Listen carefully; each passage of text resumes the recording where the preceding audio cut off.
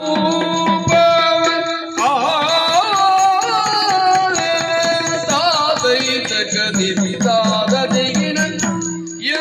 ಜನ ಮೋಘಕದ ರೂಪವ ಅಂದು ತಾಳ್ದು ಹಿಡಿಂಬೆ ಒಯ್ಯನೆ ಅಂದು ತಾಳ ಜನ ಮೋಘಕ ರೂಪವ ಅಂದು ತಾಳ್ದು ಹಿಡಿಂಬೆ ಒಯ್ಯನೆ ತೋಂದಿ ಸತ್ತಗಿಡದೆ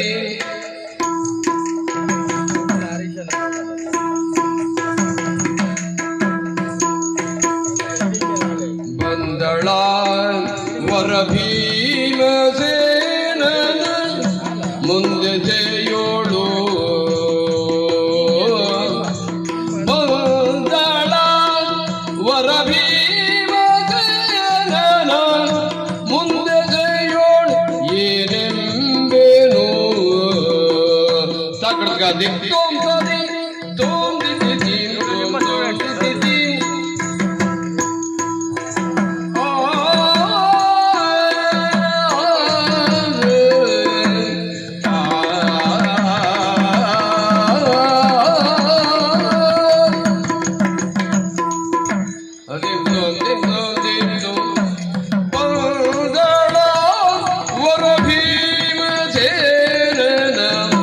ಮುಂದೆ ಸೇಯೋಳೇನೆ ಬೇರು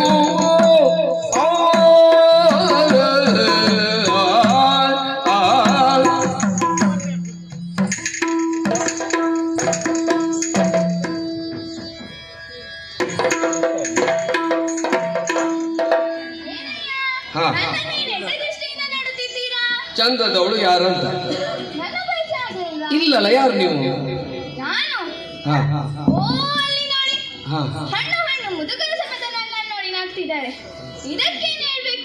ಅವರಿಗೆ ಮಗಳು ಮೊಮ್ಮಗಳು ನೋಡಿದ ಹಾಗಾಗಿರ್ಬೇಕಾ ಮತ್ತೆ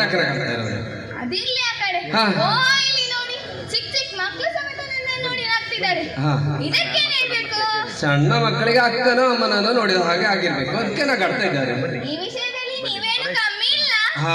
ಅಲ್ಲ ಯಾರಂತ ಗೊತ್ತಾಗ್ಲಿಲ್ಲ ಅಷ್ಟೇ, ಗೊತ್ತಾಗ್ಲಿಲ್ಲ ಹೇಳಿದ್ರೆ ಗೊತ್ತಾಗ್ತದೆ. ಯಾರು ನೀನು?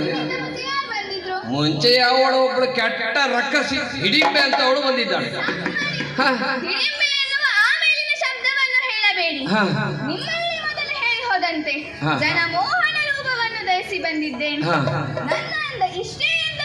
ಈ ರೂಪ ಆಗೋದಾ?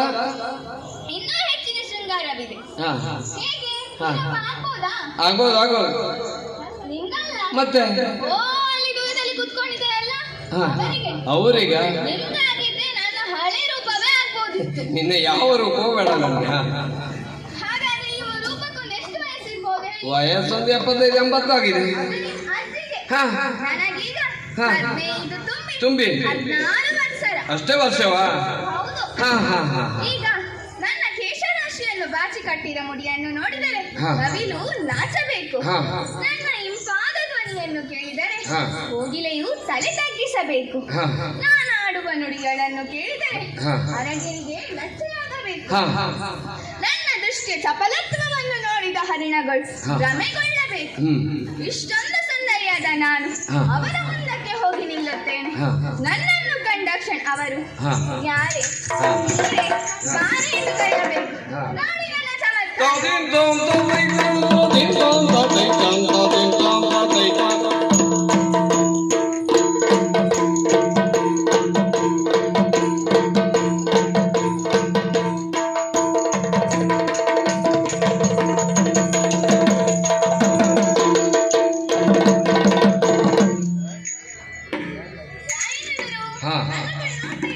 ಹೌದಲ್ಲ, ಆಯ್ತಾಯ್ತು, ಪ್ರಯತ್ನ ಮಾಡಿ. ಪುರುಷರನ್ನು ಮೋಹಿಸಿಕೊಳ್ಳಲು ಒಂದು ವಿಧಾನವಿದೆ. ಏನದು? ಅದೇ ಗೆಜ್ಜೆ. ಗೆಜ್ಜೆನಾದವನ್ನು ನೋಡಿ ಪ್ರಯತ್ನ ಮಾಡುತ್ತೇನೆ. ಕೇಳಿಸ್ಲಿಲ್ವೋ ಏನೋ? ನೋಡ್ಲಿಲ್ವಾ?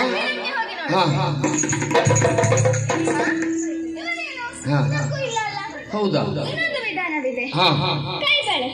ಕೈಬಳೆನಾದಕ್ಕೆ ಯಾವುದೇ ಪುರುಷನಾದರೂ ಹಿಂತಿರುಗಿ ನೋಡೇ ನೋಡುತ್ತಾನೆ.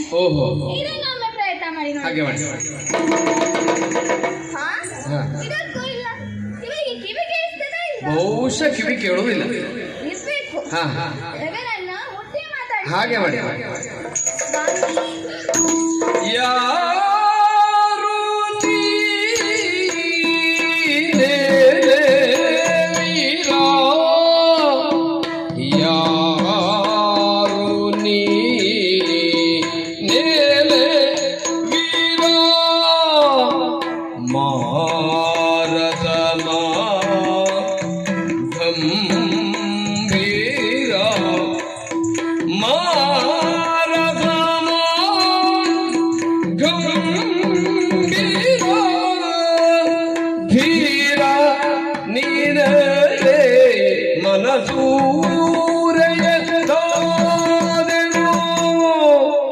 ಓ ವೀರ ನೀನಗೆ ಮನಸೂರೆಯದಾದೆನು,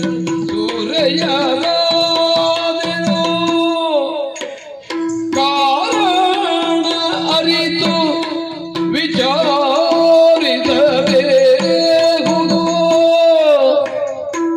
ಕಾರಣ ಅರಿತು ವಿಚಾರಿಸಬೇಕುದು.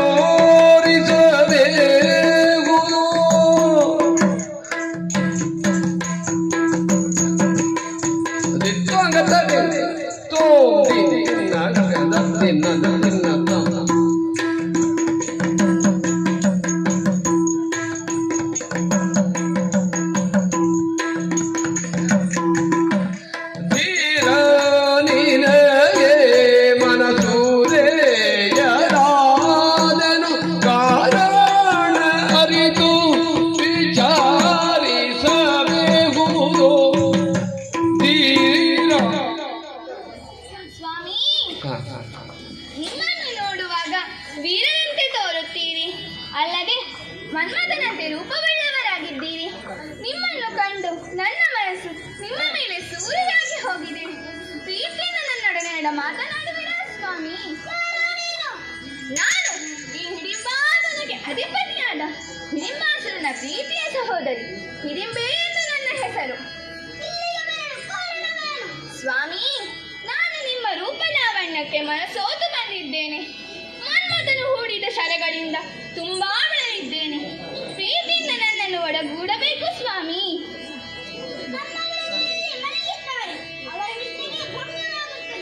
ಇಲ್ಲಿ ಎಷ್ಟು ಜನ ಮಲಗಿದ್ದಾರೆ? ಹಾಗಾದರೆ ಅವರ ಬಗ್ಗೆ ನೀವು ಚಿಂತಿಸಬೇಕಾಗಿಲ್ಲ. ನನ್ನ ಅಣ್ಣನು ಬಂದು ಇವರನ್ನೆಲ್ಲ ಒಂದೇ ಬಾಯಿಗೆ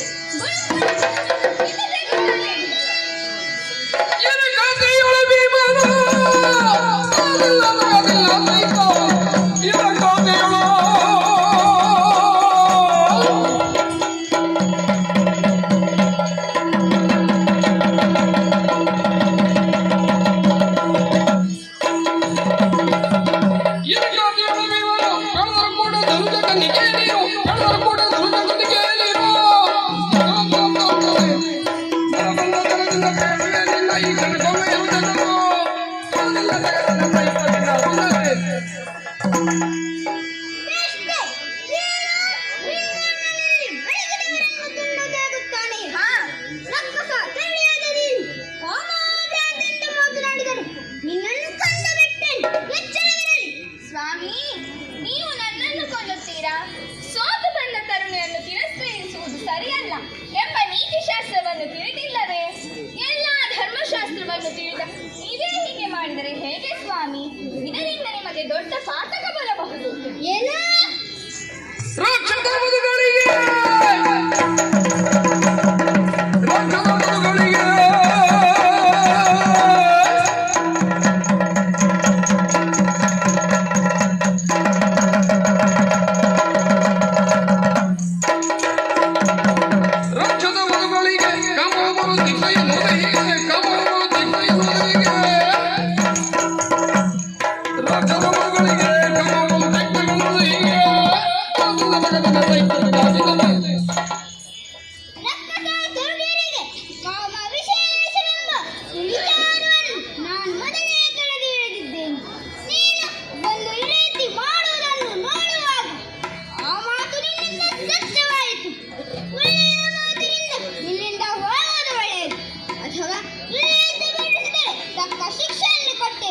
ಸ್ವಾಮಿ